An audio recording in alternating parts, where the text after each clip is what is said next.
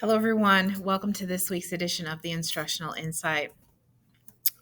I want to begin with the Lunch and Learn. We're going to have our first Lunch and Learn of the year. Woo! And we're going to have Chick-fil-A. So we would like to share with you some lesson-changing features from YouTube. And even if you don't use YouTube, go ahead and sign up. Come to the Lunch and Learn. I think there are some things that you will find that you will use in your classroom. And we would really love to have you join us.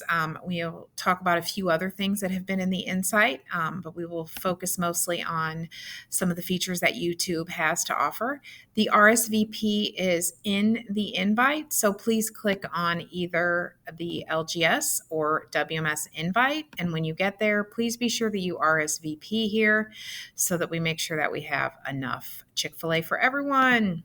Second, we have looked at the data, dug into the data, finished up data meetings, or will be finishing up data meetings at WMS and LGS. So now that you have all this data, now what? How are you going to use this data to guide your teaching, to support your reading groups, your classes in social studies? What are we going to do with all of this data? We would love to help you, so please sign up to meet with Susan or myself.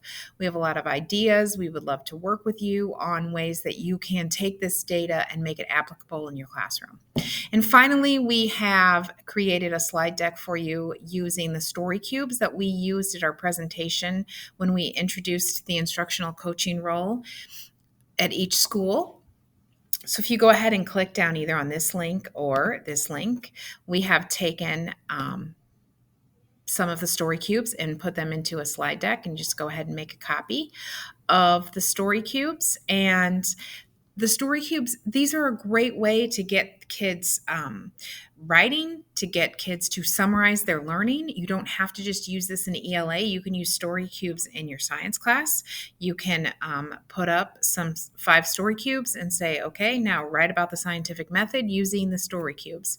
You can allow students to create the content, foster creativity.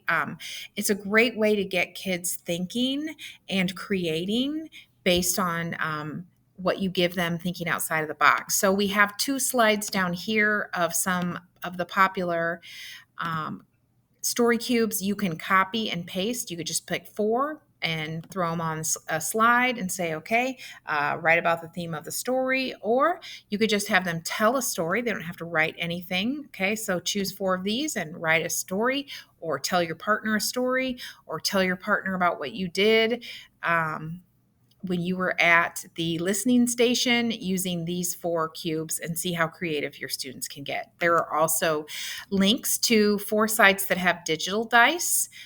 So if you go ahead and click on these links, you can throw these up, use these, have students use these in groups, and just roll. It will give you the story cubes this way. You can have 9 dice.